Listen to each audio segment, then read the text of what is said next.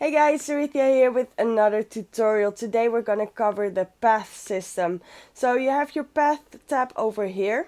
So this is the menu for the paths. You have the normal path, and as you can see the thumbnails are really big. So if you want to get a better overview of what you have, you can also set it on a smaller grid over here. So yeah, these are all the normal paths. Then you have the natural path and the queue lines. But let's get back to the normal one, and I'm gonna pick this one because it's really cool. So you can see we have a bunch of options in here. When you set down a path like this, you can see it's on a angle snap. Now if you don't want that, you can toggle that on and off with space. So right now you can see you can just rotate it freely and choose the direction you want it in. You can also toggle it on and turn it a little bit lower, and this way you still have a snap and you can work a little bit more precisely. Really nice if you want to do something symmetrical. This way you can just mimic what you did on one side to the other. You can increase and decrease the length with minus and equals, decrease it with minus and increase it with equals, as well as increase and decrease the size with the bracket. So decrease the size with the left bracket and increase it with the right bracket. All of these options you also have in the menu over here. So if you want to set the length straight away to 5, you can do that, or set the width right away to 10. That is also something you can do. So now that we have a nice straight path over here, let me set this back to 4 and length 1. You have some different camera modes over here. You have to go through that and feel that out a bit, what you like the most. I really just like the free cam for this, but it could be nice to have it attached. It will follow, or it will follow and center, or it will follow and rotate. So you can go through those and see what you like the best. Then you have select grid, so you can select the grid of the path over here. You can see it is a 10 meters wide path, and it will automatically stay on that one even though mine is on 4, so it will go back through that original width. Now something cool you can do with this, you have now square edges, and you can really easy just place down these square paths and very easily make a plaza or a food court, something like that. Alright, so let me turn this off and select out of this grid.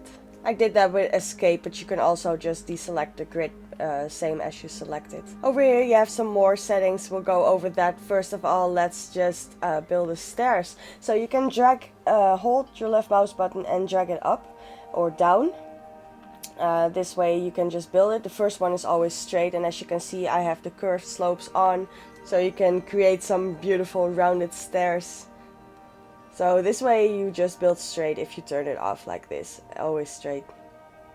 Let me turn it on, and if you increase the length, oh that's the width, let's do it right, increase the length, you can just see how beautiful of stairs you can get in this game.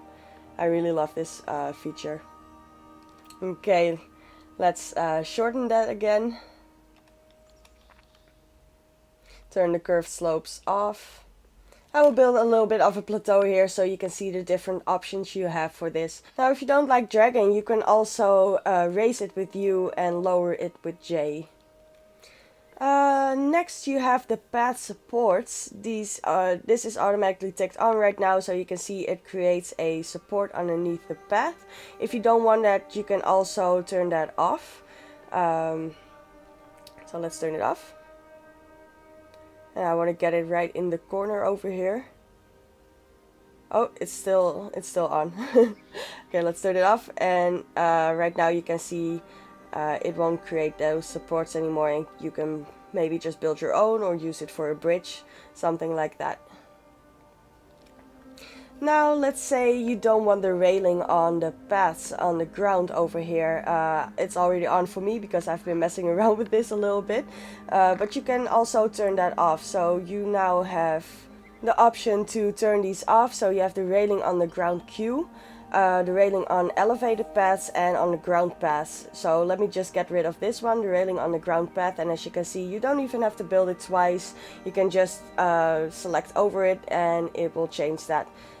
Now that we got rid of the railings over here, I can show you how this looks. You can turn off the curbs on the paths, so this way you get a really nice smooth edge. That is really nice when you want to connect a building to the path. Sometimes it makes a little bit of a weird corner and you can get rid of the curbs. Now, let's see, let's go back up here. So you can still also turn it off on the elevated one, and it has its own options for that. And then the last one, you still have the one for the queue as well, but it works exactly the same, so I don't really need to show that. Alright, let me turn this back on, except for the curved slopes, because that is something I like to choose whenever I want that. Now, there are a few other things you could come into trouble with when you're building yourself, or maybe you already have. When you just want to build a path over here and you want to connect it to that corner. Let me make it a little bit longer. You can see it snaps to this weird corner over here and it changes the corner. So maybe you don't want that, and you can just hold control, and this way it won't snap to that corner. So now you can get right in there and place it exactly how you like it, without giving you any issues. Alright, let's connect that. So you can see this is maybe a little bit of a weird angle for the path to be on. So what you can do is, if you delete that, you can adjust it a little bit like this, or you can hold Z. And if you hold Z, you get a nice angled junction over here. And you have a lot more options to get this in exactly how you like it. And that is what it's all about, right? Getting stuff exactly the way you want it. So that is it for the path system. I hope you found this helpful. You have to mess around with it a little bit for yourself. You really have to feel it, you know? Thank you so much for watching, guys, and I will see you on the next one.